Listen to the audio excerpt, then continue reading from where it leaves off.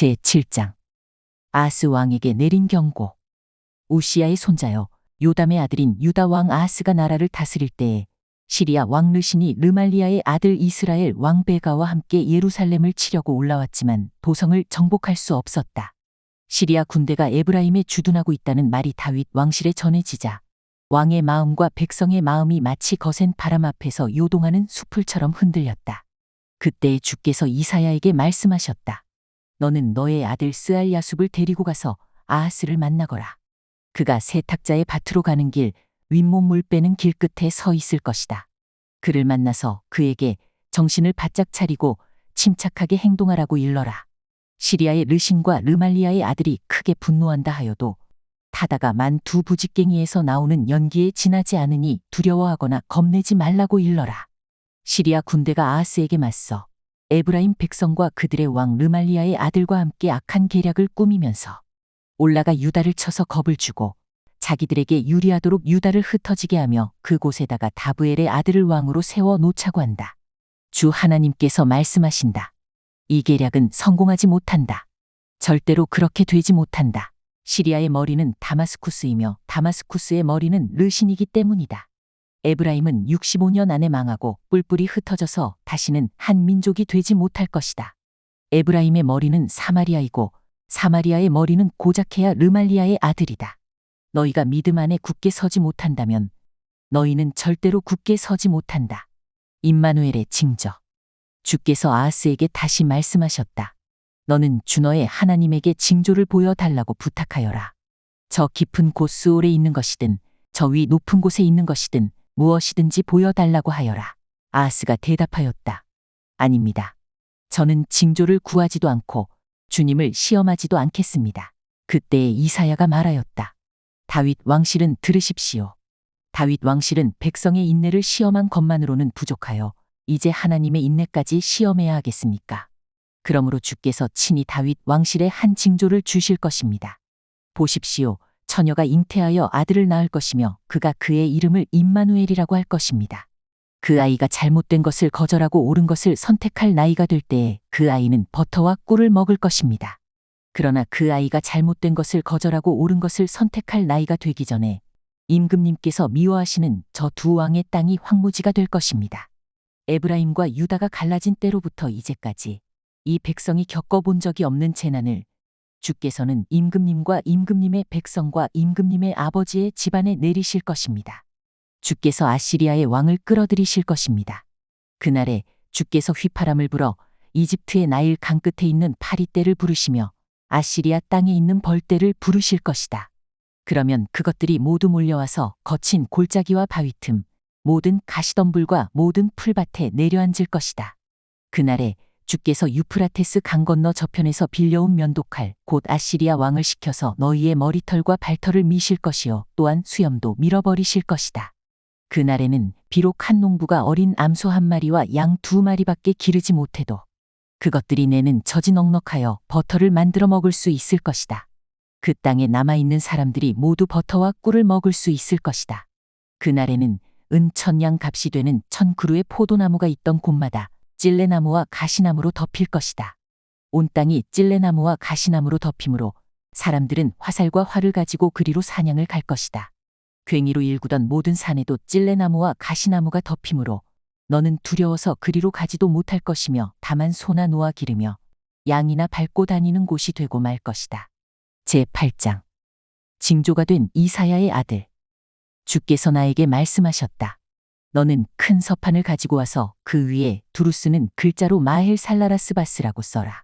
내가 진실한 증인 우리야 제사장과 여베레기야의 아들 스가랴를 불러 증언하게 하겠다. 그런 다음에 나는 예언자를 가까이 하였다. 그러자 그 예언자가 임신하여 아들을 낳았는데 그때에 주께서 나에게 이렇게 말씀하셨다. 그의 이름을 마헬 살라라스바스라고 하여라. 이 아이가 아빠, 엄마라고 부를 줄 알기도 전에 아시리아 왕이 다마스쿠스에서 빼앗은 재물과 사마리아에서 빼앗은 전리품을 가져갈 것이다. 아시리아 왕의 침략. 주께서 또 나에게 말씀하셨다. 이 백성이 고요히 흐르는 실로아 물은 싫어하고 르신과 르말리아의 아들을 좋아하니 나 주가 저 세차게 넘쳐 흐르는 유프라테스 강물 곧 아시리아 왕과 그의 모든 위력을 이 백성 위에 뒤덮이게 하겠다. 그때 그 물이 온 셋강을 뒤덮고 둥마다 넘쳐서 유다로 밀려들고 소용돌이 치면서 흘러 유다를 휩쓸고 유다의 목에까지 찰 것이다. 임마누엘, 하나님께서 우리와 함께 계신다. 하나님께서 날개를 펴셔서 이 땅을 보호하신다. 너희 민족들아, 어디 전쟁의 함성을 질러보아라. 패망하고 말 것이다. 먼 나라에서 온 민족들아, 귀를 기울여라. 싸울 준비를 하여라. 그러나 마침내 패망하고 말 것이다. 싸울 준비를 하여라. 그러나 마침내 패망하고 말 것이다. 전략을 세워라. 그러나 마침내 실패하고 말 것이다.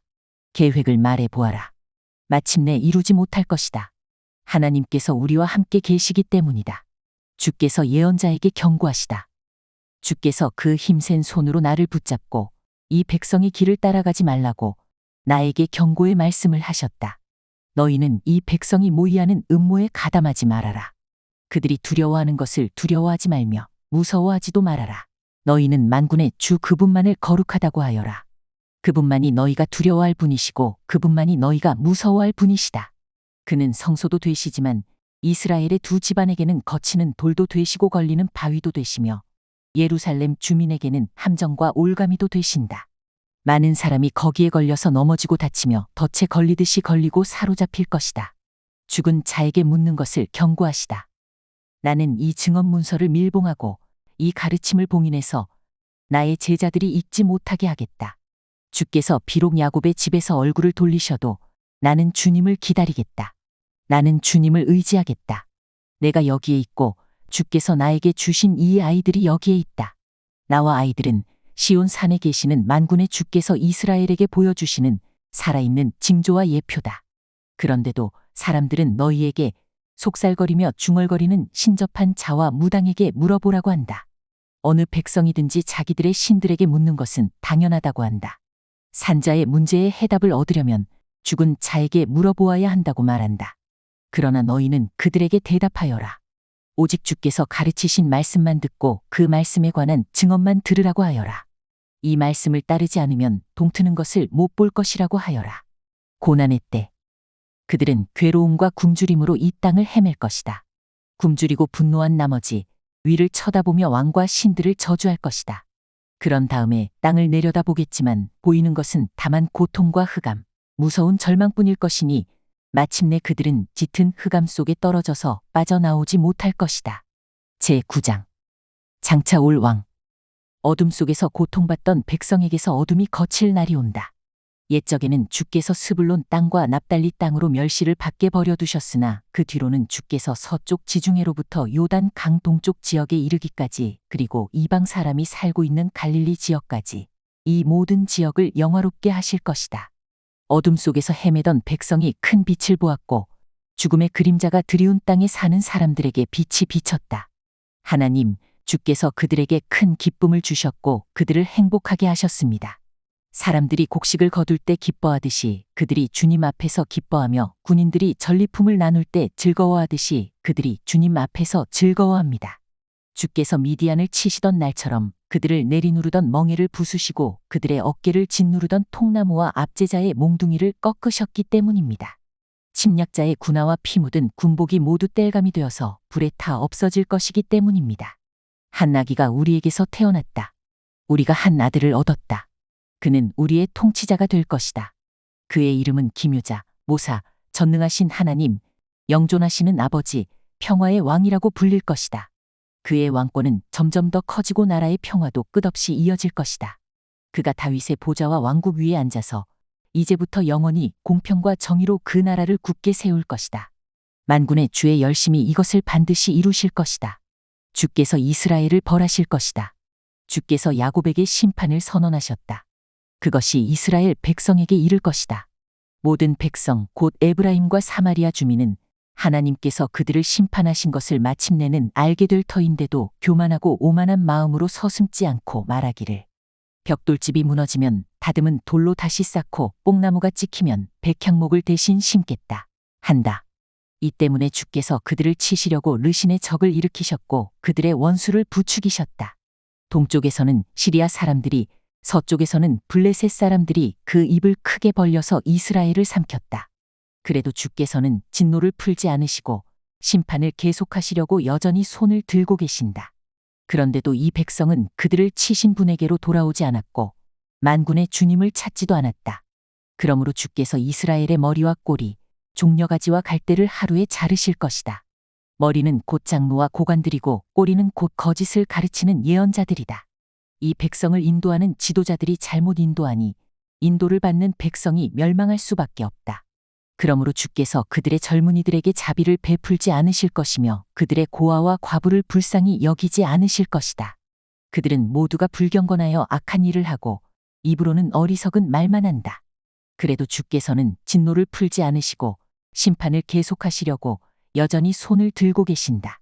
참으로 악이 불처럼 타올라서 찔레나무와 가시나무를 삼켜버리고 우거진 숲을 사르니 이것이 연기 기둥이 되어 휘돌며 올라간다. 만군의 주의 진노로 땅이 바싹 타버리니 그 백성이 마치 부를 때는 땔감같이 되며 아무도 그 형제자매를 아끼지 않을 것이다. 오른쪽에서 뜯어먹어도 배가 고프고 왼쪽에서 삼켜도 배부르지 않아 각각 제 팔뚝의 살점을 뜯어먹을 것이다. 므낫세는 에브라임을 먹고 에브라임은 므낫세를 먹고 그들이 다 함께 유다에 대항할 것이다. 그래도 주께서는 진노를 풀지 않으시고 심판을 계속하시려고 여전히 손을 들고 계신다.